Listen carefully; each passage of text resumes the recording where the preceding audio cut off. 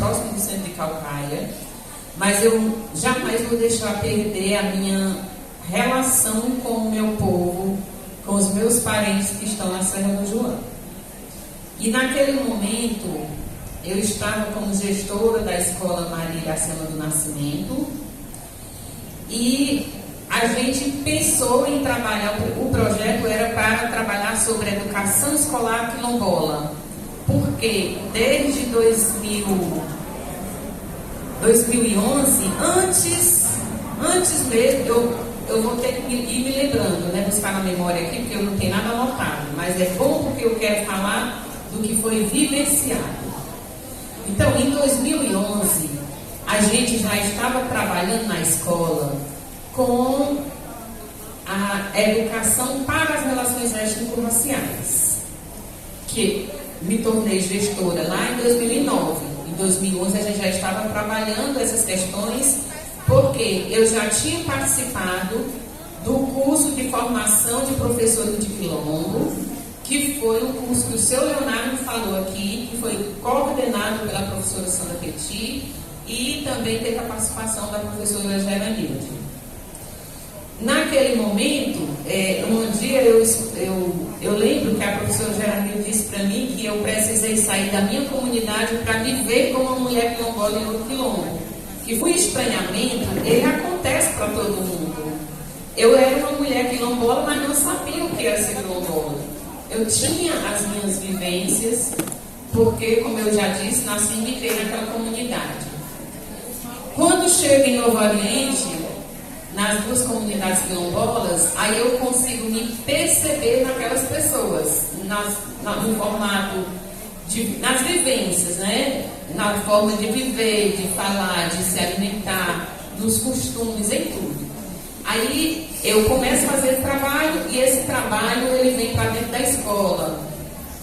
No curso a gente fez um produto didático, porque era o nascimento da pedagogia. A pedagogia estava nascendo naquele momento e ela já orientava que a gente precisaria trabalhar o nosso pertencimento. Com isso, com metodologias como a árvore dos afro-saberes, né? É tão fascinante a gente poder fazer a nossa árvore dos nossos afro-saberes. Eu fiz 2 vezes, é quase um mapa astral. Cada vez que a gente faz, a gente descobre outras coisas. Então, naquele momento, eu fui perceber as minhas africanidades, apesar de ter a pele clara. Eu fui perceber as minhas africanidades e trazer para a escola, porque eu tenho uma coisa comigo. Eu nunca quero aprender só para mim. Eu só quero aprender se eu puder compartilhar com outras pessoas. E a Serra do Joá, como ela é a minha mãe, é o meu chão sagrado, eu sempre que posso estou tentando fazer aprender a aprender com as pessoas que hoje ainda estão lá. Então, a resolução de 2012 sobre a educação escolar quilombola veio um ano depois que a gente já estava desenvolvendo essas atividades. Só que aí a gente foi pensar em relação à especificidade da educação escolar quilombola. E o meu projeto era justamente trabalhar sobre a educação dentro daquela escola. Mas aí veio os contratempos. A escola praticamente foi desativada, os estudantes tiveram que ser remanejados e eu vim para a Secretaria de Educação para trabalhar numa célula chamada Supervisão de Inclusão Étnico-Racial e Territorial. Tem horas que a gente pensa que uma coisa é ruim quando acontece naquele momento, mas a gente precisa ver o que é que a espiritualidade está nos orientando. E eu sou muito de aceitar o que é a espiritualidade, confiar nos meus ancestrais e dar o meu melhor. Eu sempre gosto de fazer isso. Então, o que foi que eu percebi? Que lá na Serra do Joá, com aquela pesquisa sobre a educação, que depois se transformou numa pesquisa sobre pertencimento, porque nós não tínhamos mais o grupo de estudantes, de professores para continuar a pesquisa, então nós fomos trabalhar com a comunidade. E eram essas mesmas pessoas. eu me incluo junto dessas pessoas. Nós fizemos uma pesquisa que não é uma pesquisa que distancia o pesquisador, pelo contrário, que aproxima o pesquisador do ambiente da pesquisa. Então, essas pessoas que estão aqui hoje, Dalva, que vocês viram aqui falando, Suelina e todas essas outras mulheres que estão aqui, junto comigo, eu estou nesse mesmo grupo, a gente não falava a nossa história. A gente estava utilizando, e quando a gente buscava as respostas eram respostas tímidas de todas nós. Então a professora Sandra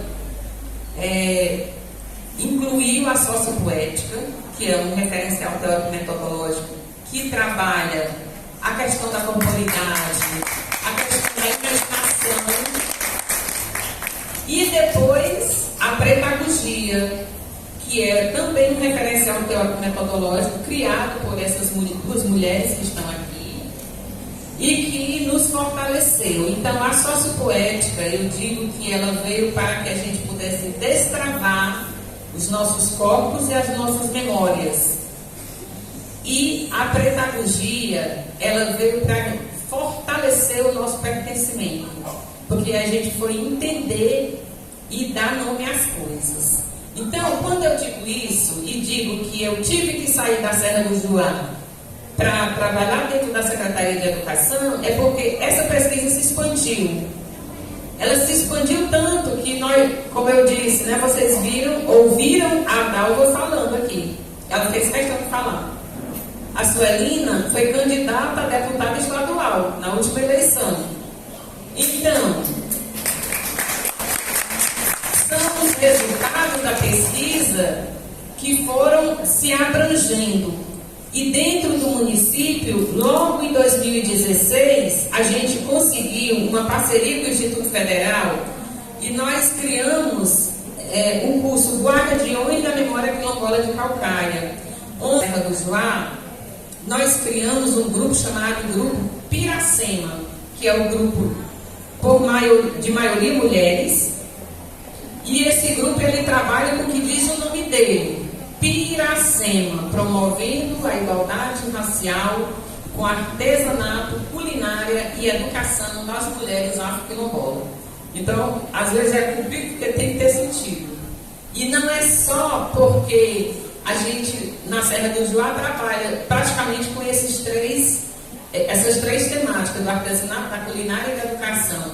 Mas também porque a gente queria fazer uma homenagem à nossa matriarca, que era Maria Iracema. E também porque a gente queria dizer que quilombola é assim, vive remando contra a maré. Se a gente não tiver muita força de outros, do coletivo. A força vem do coletivo e da espiritualidade. E se a gente não tiver essa força, a gente não consegue, mas não consegue mesmo. Porque muitas vezes a gente pensa em desistir.